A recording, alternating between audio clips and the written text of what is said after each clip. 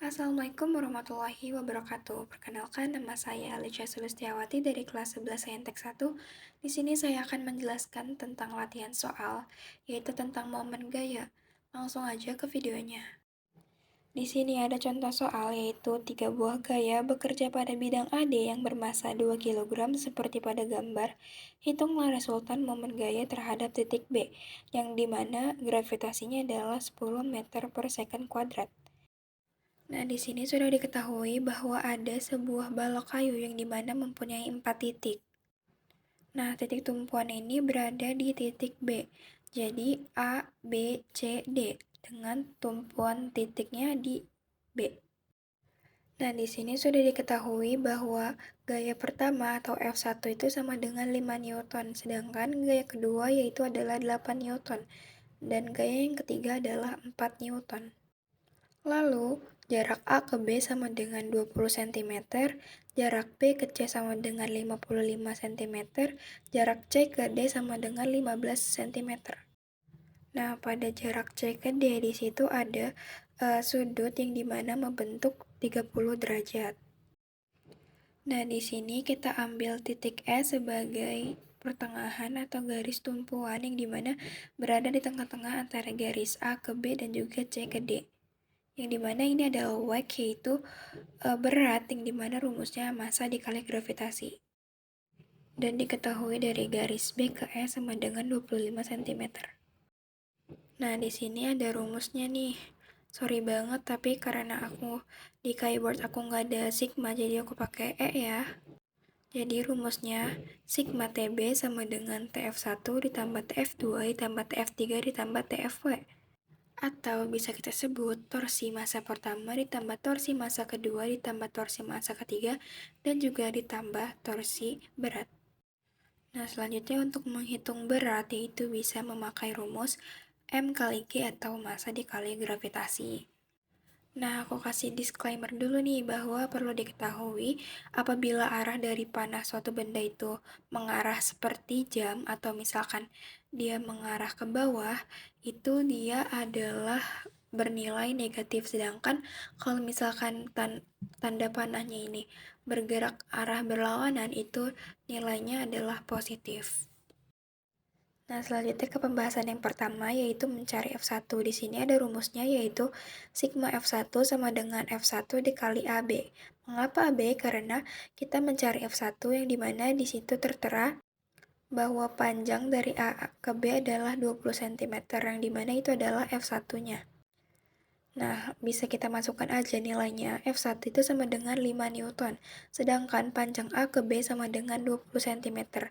Nah, tapi kita ubah dulu satuannya dari cm ke meter. Kalau misalkan 20 cm kita ubah ke dalam meter, yaitu 0,2 meter, yang dimana hasilnya itu adalah minus 1 Newton meter. Mengapa hasilnya minus? Karena bisa kita lihat bahwa B ini adalah sebuah tumpuan. Misalkan saya mempaku di B. Nah, jadi A-nya itu pasti bergerak ke atas kan, karena panahnya ke atas. Nanti dia berputar seperti arah jarum jam.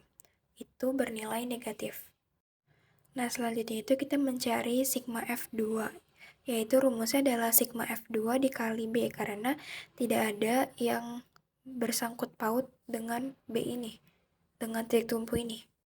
Bisa kita lihat F2-nya itu sama dengan 8 Newton, sedangkan B nggak ada atau tidak ada nilainya. Karena dari jarak B ke titik tumpu itu sama dengan 0, tidak ada jaraknya. Nah, jadi tinggal 8 dikali 0 sama dengan 0. Jadi tidak ada arahnya gitu. Dia tetap. Selanjutnya kita mencari sigma F3, yaitu rumusnya adalah F3 dikali sin 30 derajat. Mengapa sin 30 derajat? Karena di situ terdapat sudut yang membentuk 30 derajat, namun tidak diketahui bahwa itu sin atau cos atau tan. Nah, jadi kita mencari dulu letak sudutnya di mana. Nah, kebetulan di sini masih miring ya, jadi kita tegakkan saja. Jadi itu karena sudutnya itu berada di depan, maka kita pakainya sin. Lalu dikali BC, karena kita mencari F3-nya kan. Nah, tinggal kita masukkan saja nilainya bahwa F3 itu sama dengan 4 Newton, sin 30 adalah setengah, dan BC itu sama dengan 55 cm, namun diubah ke meter jadi 0,55 meter, dan hasilnya itu sama dengan 1,1 Newton meter.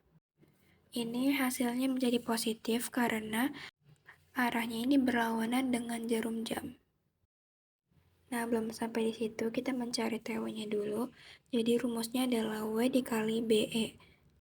Dengan W, rumusnya adalah M kali G atau massa dikali gravitasi dikali 0,25.